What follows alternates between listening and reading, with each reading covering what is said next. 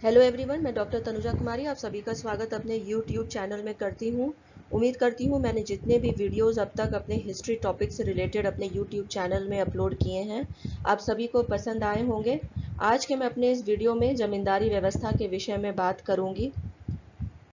यदि हम ज़मींदारी व्यवस्था के विषय में बात करते हैं तो भारत में ऐसा नहीं है कि सिर्फ ज़मींदारी व्यवस्था अंग्रेजी शासन के अंतर्गत ही रहा था। इसका हम देखते हैं कि अस्तित्व भारत में राजपूत काल के समय से ही रहा था, परंतु हाँ, ये जरूर अवश्य यहाँ पे कहा जा सकता है कि अंग्रेजी शासन के अंतर्गत जमींदारी व्यवस्था पूर्ण रूप से रूपांतरित हो गया था और अधिक विकसित भी हुआ था, क्योंकि अंग्रेजी शासन जो है अधिक से अधिक आर्थिक मुनाफा कमाने के लिए जमींदारी व्यवस्था के अलावा अन्य भी हम देखते हैं कि भू राजस्व व्यवस्था भारत में लागू इनके द्वारा किया गया था, जिनमें कि माल गुजारी व्यवस्था,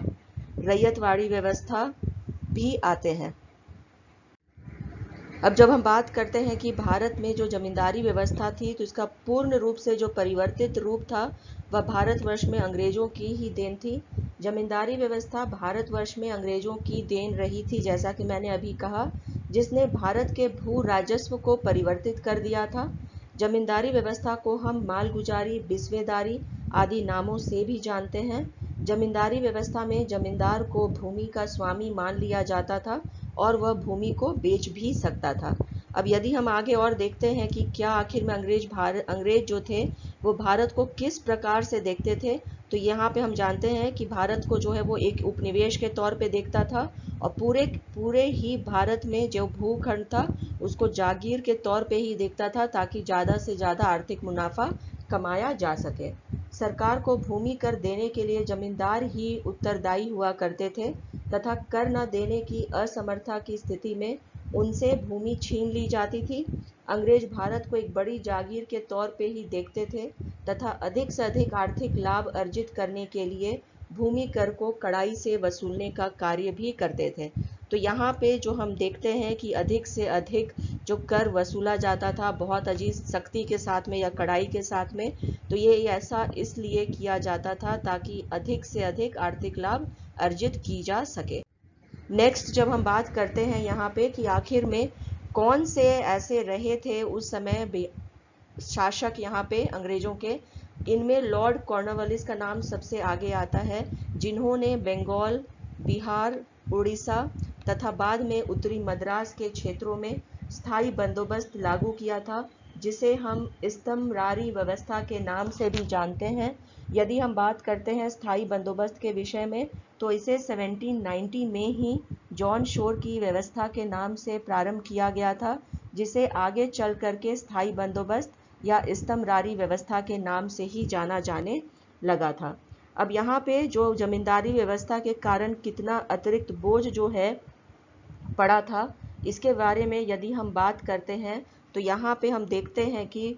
जितना कर प्रति वर्ष जो वसूला जा रहा था वह 30 लाख पौंड के करीब था, जो कि किसानों से वसूल करके जमींदारों को सरकारी कोष में देना होता था। तो ये जो लूट खसोट का जो एक माहौल तैयार हो गया था, जो कि अंग्रेजी सरकार के द्वारा लागू किया गया था कर के रूप में किसानों पर, और जिसे वसूला कौन करते थे? जमींदार, और इसके एवज में उन्हें 2.5% कमीशन भी दिया जाता था। अब आगे जब हम बात करते हैं कि आखिर में किस प्रकार से जो है जमींदार जो थे उनकी स्थिति क्या हुई थी इस व्यवस्था के कारण, यदि हम इसकी बात करते हैं तो ये हमें देखने को मिलता है कि इस निर्धारित माल गुजारी के कारण कई जमींदार कर ही नहीं दे पा रहे थे, जिस कारण उनकी भूमि नीलाम भी कर दी जाती थी। जमींदारी व्यवस्था जो अंग्रेजों के द्वारा परिवर्तित कर दी गई थी, इस कारण जो जमींदार थे उनकी स्थिति बहुत अधिक दयनीय या खराब हो गई थी हम कह सकते हैं,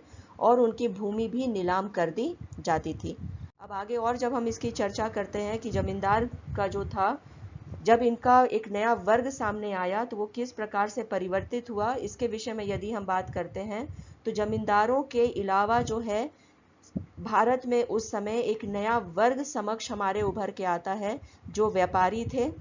और जिन्होंने जमींदारों को खरीदने, लगता था ऐसा कि उन्होंने जमींदारों को खरीदने का कार्य किया हो। 1802 में मिदनापुर के कलेक्टर ने अपनी रिपोर्ट में यह कहा था कि जमीन की बिक्री और जब्ती की जो प्रणाली थी ने बंगाल के अधिकांश बड़े बड़े जमींदारों को बहुत ही कम वर्षों के अंदर एकदम गरीब बना दिया था।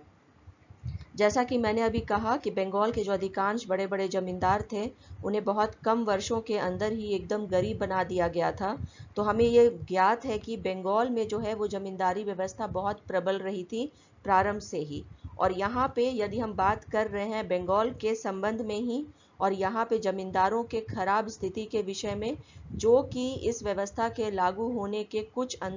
कुछ ही वर्षों के अंदर ही इनकी स्थिति बिल्कुल खराब हो गई थी। अब आगे जब हम बात करते हैं जमींदारी व्यवस्था के विषय में, तो इसने भारत की भू संपत्ति में संभवतः इतना बड़ा परिवर्तन कर दिया था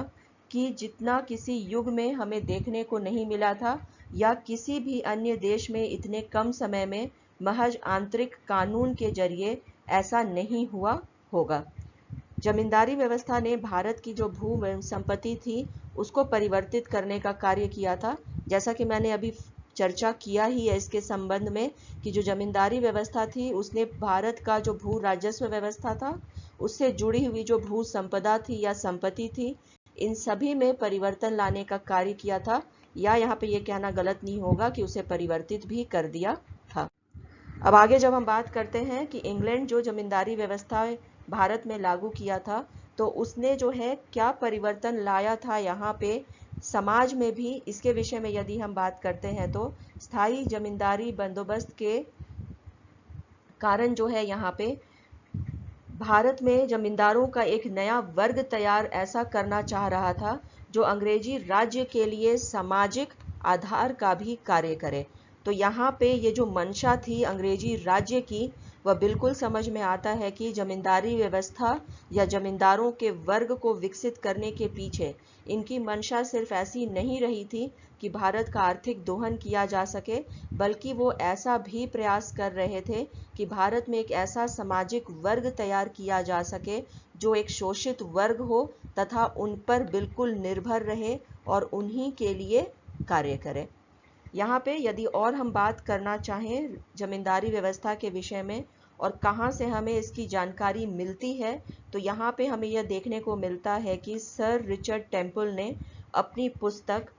man and events of my time in India में यह लिखा है कि लॉर्ड कॉर्नवालिस का स्थायी बंदोबस्त एक ऐसा उपाय था जो बंगाल की जनता के बीच इंग्लैंड की जमींदारी से संबंधित संस्थाओं को स्वाभाविक बनाने में कारगर साबित हुआ था। तो यहाँ पे जो पुस्तक है लिखी हुई सर रिचर्ड टेम्पल की, ये बहुत महत्वपूर्ण हो जाती है यदि हमें उस समय के जमींदारों की स्थिति के विषय में अवलोकन करना हो।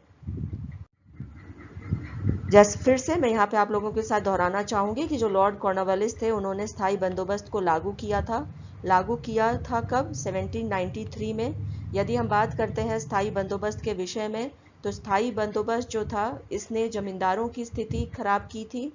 किसानों की स्थिति तो बिल्कुल ही दयनीय हो गई थी। इसी समय हमें ये भी देखने को मिलता है कि बहुत सूखा भी पड़ा था, जिस वजह से जो जमीन थी जो बहुत अधिक उपजाऊ थी वह भी बंजर होती चली गई थी। बहुत सारे ऐसे किसान थे जो कर नहीं दे पा रहे थे, उन्होंने खेती ही करना छोड़ दिया था। तो जो उद्देश्य रहा था स्थायी बंदोबस्त का कि भारत में अधिक से अधिक जो जमीन है उसे खेती लायक बनाया जाए, इसके ठीक विपरीत हम लोगों को यह देखने को मिलता है कि जो जमीन उपजाऊ थी जिन पे खेती हो रही थी वही हम देखते हैं कि वो डिजर्टेड लैंड में कन्वर्ट हो गया था या उन पे खेती ही नहीं हो पा रही थी।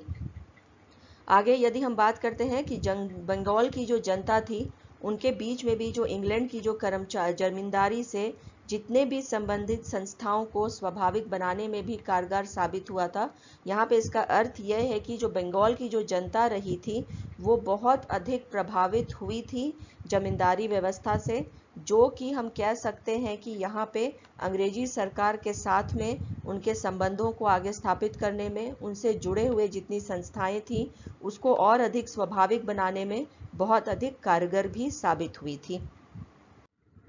इसी के साथ धन्यवाद। अगले वीडियो में मैं आप लोगों से बात करूंगी कि जमींदारी व्यवस्था का स्वरूप किस प्रकार से अंग्रेजी शासन के अधीन रूपांतरित होता चला गया था और उसने विभिन्न वर्गों को किस प्रकार से प्रभावित किया था। यदि आप लोगों को मेरा यह वीडियो पसंद आया हो तो प्लीज़ लाइक करें, शेयर करें और सब्सक्राइब करें। धन्यवाद।